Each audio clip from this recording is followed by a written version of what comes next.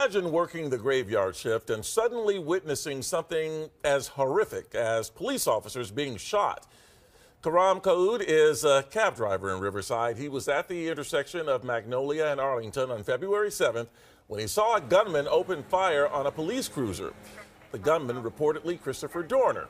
Karam is being called a hero for what he did next to try and help those officers. I mean, I'm sure, Karam, first of all, welcome to the show. Really appreciate your being here. I'm certain that on the night shift, the graveyard shift, you see a lot of things, but nothing, I would imagine, could prepare you for this. I don't know from where to start. You want me to say the story? Or yeah, tell us what happened. Yeah, I was driving through the downtown Riverside, coming from Tyler area or from Madison area, and I was at second line. The shooter parked next to me, and at the opposite side, the officer was at the line, and there is a car next to him at left side. At the side where the cars go toward the left side or the left area, and the shooter run the red light, and because I wasn't paying attention to the traffic light, I want to follow him, but I realized it's a red light. Yeah, so I stopped, and I want to complete what I'm doing, playing with my phone, I believe, or with my radio, and I realized there is a police officer there, and I said, how come he run the red light? He gonna get big ticket. He cut all these thinking and start to shoot when he reached almost next to the police officer. Just between them, the other car, he shot for one time, moved a little bit, shot for second time. Every time around like 10 to 10 bullets maybe. And at this point, you're behind him in your vehicle? Yeah, he was in my same line now, but not behind him. Behind him, like maybe 40 feet, 50 feet. Well, this had to be really shocking for you to see when you saw that. What did you do? What were you thinking? It's a paintball like the movie 8 Mile when Eminem and his friend was shooting the cop with his paint. This is what I was thinking. Like it's a Hollywood movie, but this was real. This was happening. Yeah, this is what and there is, yeah, maybe someone will shoot a regular civilian, but not a police officer. What did you do at that point?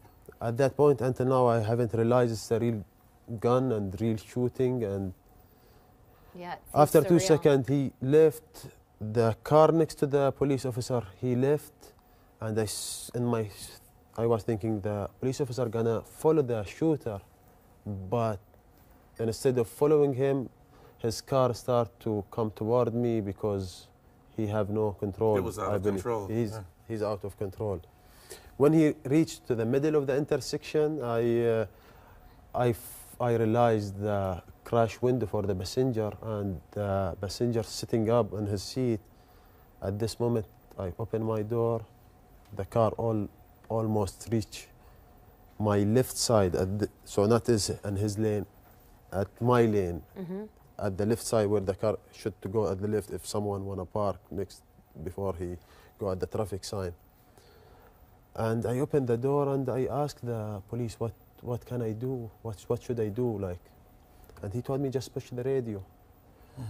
And because I'm confusing, I want to take his radio, but he told me the other one without he can't move his hand. You're right, right.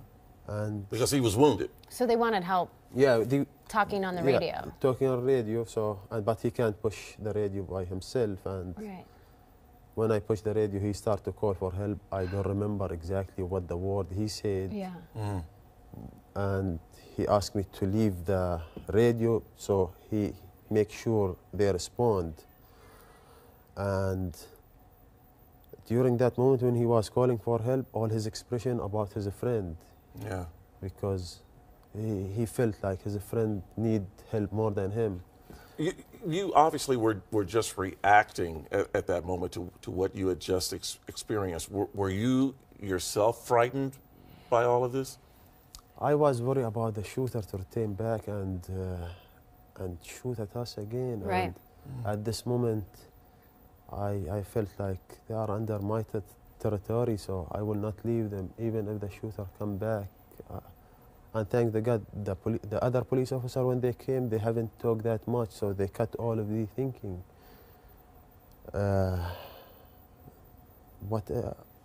Well, I can't imagine that. I mean, how long have you been a cab driver? 5 months, since August. Oh, okay, so you haven't actually been a cab driver that long. And from what I understand, and tell me if I'm wrong about this, it is your aspiration to be a police officer? Is that your goal? Do you want to become a police officer? I wasn't think about it, but maybe I will take it in my consideration in the future. But because I felt I'm old, 33, 34, wasn't in my consideration. I thought I should to be 18 up to 22 to be like physically good for this job.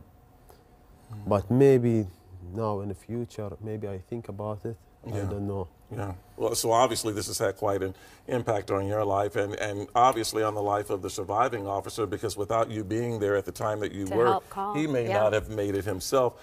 Karam, thank you so much for coming in. Thank you for your courage. And I know it was a very difficult moment, but you reacted and responded the way that I think anyone would want someone to respond. I'm very glad to have this chance and help those people who risk themselves and risk their life. Well, thank you very much for coming in. Really appreciate it. Thank you so much. It's a pleasure meeting you. It was nice. And what a story. Justin Chong.